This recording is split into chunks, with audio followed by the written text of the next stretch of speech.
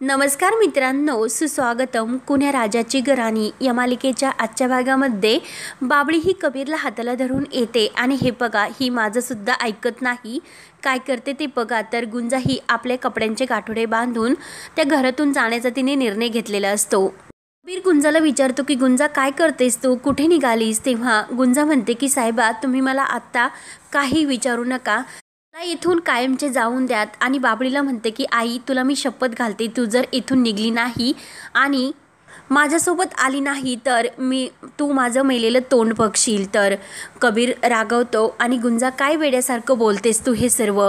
माझ्यावर विश्वास नाही का? मी सर्व काही व्यवस्थित करेल. तर गुंजा म्हणते, मृण्मयताईंना दुखावल्यानंतर ते शक्य नाही आणि त्या माझ्यामुळे दुखावलेल्या मला त्या चालणार नाही. तेव्हा कबीर रागाने म्हणतो की गुंजा, ती तुझ्यामुळे दुखावली जाणार नाही आणि या सर्वाला सर्वस्वी मी जबाबदार आहे, हे तुला का कळत नाही? तर गुंजा म्हणते की आत्ता फक्त मला इतकेच कळते, मी इथे राहायला नको. आणि गुंजा बाबळीला हाताला धरून तिला बाहेर काढत असते. तर बाबळी बाहेर जाते तर कबीर गुंजाला अडवतो आणि गुंजाला म्हणत असतो की गुंजा प्लीज जाऊ नकोस. तेव्हा गुंजा म्हणते की जर तुम्ही या खोलीच्या बाहेर जर आलात तर मी सुद्धा तुम्हाला शपथ घालते. आणि गुंजा लगेच बाहेर आपलं गाठोडे घेऊन निघून जाते. आणि त्याच वेळी सर्वेश्वरचे गुंड तेथे येऊन पोहोचतात आणि आपल्या हातामध्ये बंदूक आणि चाकू घेऊन ते आतमध्ये घुसतात. तेव्हा सर्वेश्वरला फोन करून हे सर्व सांगतात. त्यानंतर इकडे कबीर हा गुंजा आणि बाबळी बाहेर आल्यानंतर त्यांना अडवतो आणि गुंजा प्लीज थांब असे कबीर गुंजाला खूप विनवणी करत असतो, परंतु गुंजा काही ऐकत नसते. आणि गुंजा ही ऐकायला तयार नसते की साहेबा मला जाऊन द्या. आणि चप्पल घालून शेवटी ती घराच्या बाहेर पडते आणि त्याच वेळेस ते गुंड धावूनच येतात, गुंजाला पकडतात आणि कबीर आणि बाबळी यांना बाजूला ढकलून देऊन त्यांच्यावर पिस्तूल हे रोखतात आणि गुंजाला किडनॅप करून गाडीमध्ये टाकतात. तर घरातील सर्वजण धावतच बाहेर येतात. गुंजा गुंजा असे ओरडू लागतात. तर गुंजासुद्धा आई ग मला वाचव असे ओरडत असते. आणि त्याच वेळेस सर्वजण हे बाहेर आल्यानंतर बाबळी इकडे सर्वेश्वरचे लक्ष जाते आणि सर्वेश्वर विचार करतो की बाबळी आणि ही गुंजा बाबळीचीच मुलगी आहे का असे त्याच्या लक्षात येते आणि त्याला बाबळीबरोबरचे पहिले प्रेमाचे क्षण आठवतात. तेव्हा बाबळी खूप रडत असते तर मधू तिला समजावते.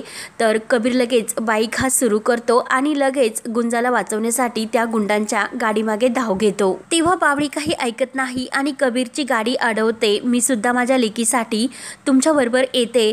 तर बाबळी लगेच ही कबीरच्या गाडीवर बसते आणि ते गाडीमागे येतात. तर सर्वेश्वरला मोठा धक्का बसतो, कारण गुंजा ही त्याची मुलगी आहे हे त्याला शेवटी समजते.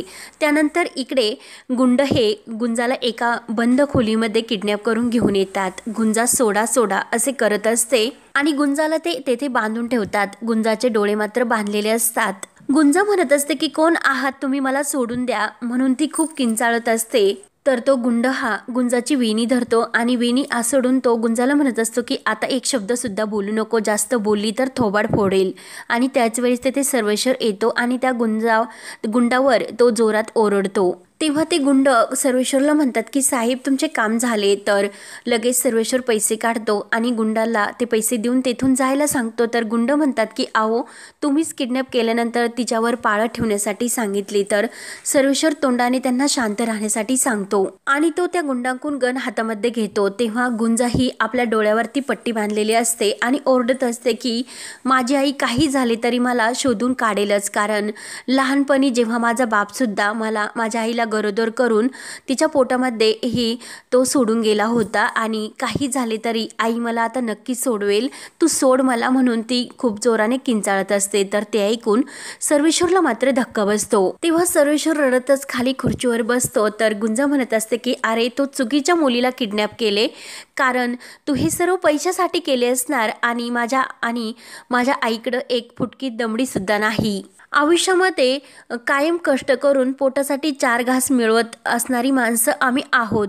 काही झाले तरी माझी आई मला शोधूनच काढेल आणि साहेबा तर तुला जेलमध्येच टाकेल असे म्हणून गुंजा आपल्याला सोडवण्याचा खूप हातांना हिसका देत असते. गुंजा ती खूप शाप देत असते की तुझी जिंदगी सुद्धा बर्बाद होईल. तेव्हा सर्वेश्वर गुंजाच्या जवळ यायला लागतो. तर गुंजा म्हणत असते की जवळ येऊ नकोस. तेव्हा सर्वेश्वर गुंजाकडे बघत रडत मनात म्हणत असतो की इतक्या वर्ष तू बापाच्या प्रेमापासून लांब राहिली आणि आज त्याच बापाला तू पुन्हा लांब राहण्यासाठी सांगतेस का? तू शहरात आल्यानंतर बापाला शोधण्याचा किती प्रयत्न केलास आणि आज तोच तुझा नालायक बाप तुझ्या समोर उभा आहेस आणि आज तोच तुझा बाप या गर्दीमध्ये हरून गेला. पुन्हा तुझ्यापासून तोच बाप लांब निघून गेला.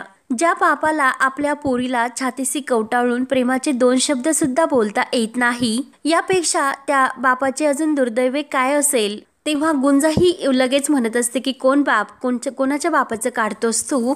तेव्हा सर्वेश्वर रडतच विचार करतो की बाबळी, खरंच मी हरलो.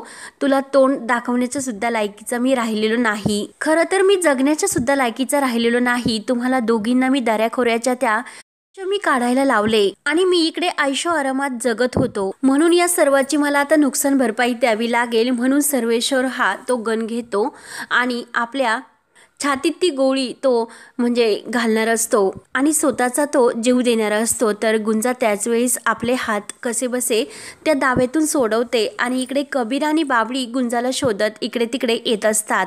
इकडे तिकडे विचारपूस करतात आणि धावतच तिकडे येत असतात. तर त्याच वेळेस गुंजा आपल्या डोळ्यावरील ती पट्टी सोडते. तर समोर जे दृश्य पाहते तर ते बघून तिला धक्काच बसतो आणि घाईने ती सर्वेश्वरच्या हातातील तो गन बाजूला फेकून देते.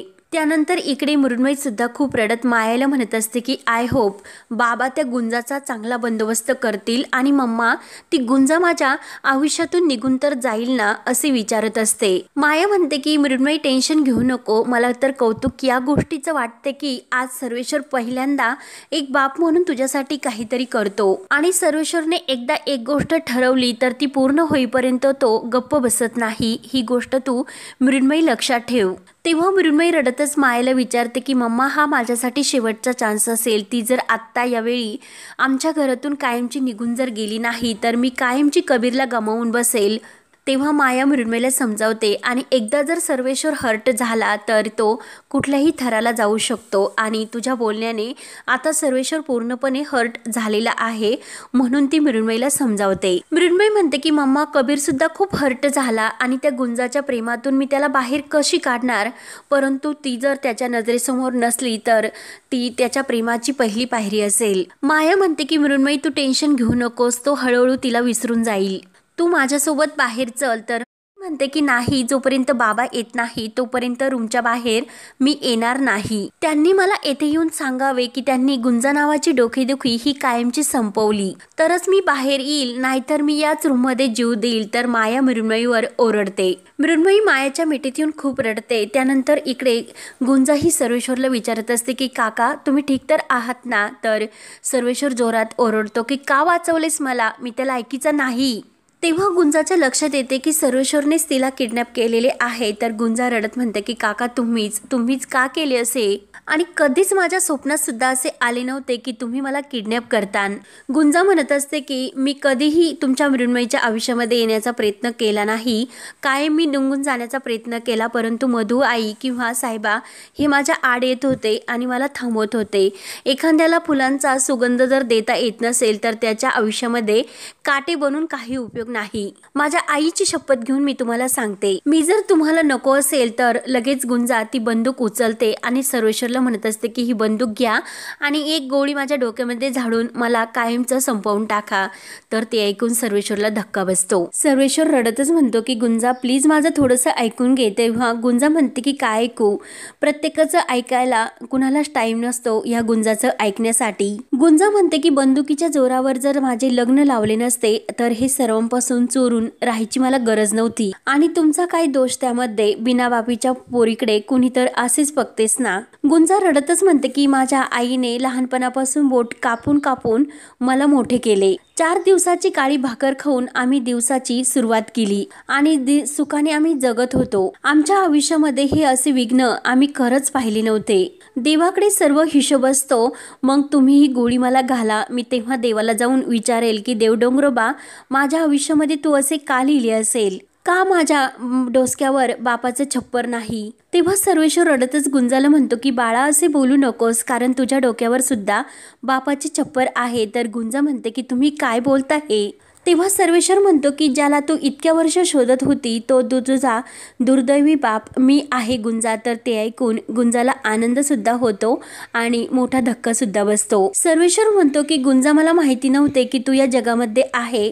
जर मला ही माहिती असते तर मी तुझ्या आईची अशी हाल होऊन दिली नसते. आज माझ्याकडे सर्व काही असून सुद्धा मी हारलो. माझ्या नशिबापुढे नियतीपुढे गुंजा मी तुझा आणि तुझ्या आईचा गुन्हेगार आहे. म्हणून हात जोडून सर्वेश्वर गुंजाची माफी मागतो. तर गुंजा ही आपल्या दोन्ही हाताच्या मुठी आवळून रागाने सर्वेश्वरवर धावून जाते आणि पुन्हा ती स्वतःला आवरते आणि बाजूला होऊन खूप रडते. तेव्हा सर्वेश्वर गुंजा समोर येतो आणि तो पिस्तूल तो गुंजाच्या हातामध्ये देऊन गुंजा तुम्हाला हवी ती शिक्षा दे असे म्हणत असतो. तर गुंजा खूप रडतच असते. सर्वेश्वर रडत म्हणतो की गुंजा तू कुठलीही शिक्षा जरी मला दिली तरी मी केलेल्या पापाचे प्रायचित्त मला मिळणार नाही ग. गुंजाच्या हातामध्ये पिस्तूल देऊन तो पिस्तूल आपल्या डोक्याला लावतो आणि गुंजा गोळी चालव असे म्हणतो. निदान या रागाच्या क्लेशातून तरी माझी सुटका होईल. तर गुंजा ही सर्वेश्वरकडे बघत असते. तर हा भाग येथे संपतो. तर पुढील भागामध्ये सर्वेश्वर हा कबीर आणि बाबळीला म्हणत असतो की कबीरची बायको म्हणून गुंजाला जे हक्क आहे ते सर्व हक्क मिळतील. तेव्हा बाबळी म्हणते बापाच्या नावासाठी झुरणारी आणखीन एक पोर आम्हाला डोंगरवाडीमध्ये पुन्हा नको, नाहीतर बंदरवाड्यात पंचायत भरेल. डोंगरवाडी गावासमोर गुंजाला सोडचिठ्ठी देण्यासाठी तुम्ही दोघांनी या असे बाबळी सर्वेश्वर आणि कबीरला सांगते आणि गुंजाला हाताला धरून ती तेथून घेऊन जात असते. तर कबीर म्हणत असतो की गुंजा थांब. तर गुंजा वळून कबीरकडे बघत असते. तेव्हा आता बाबळी शेवटी काय निर्णय घेणार हे पाहण्यासाठी चॅनलला नक्की सबस्क्राईब करत राहा. धन्यवाद.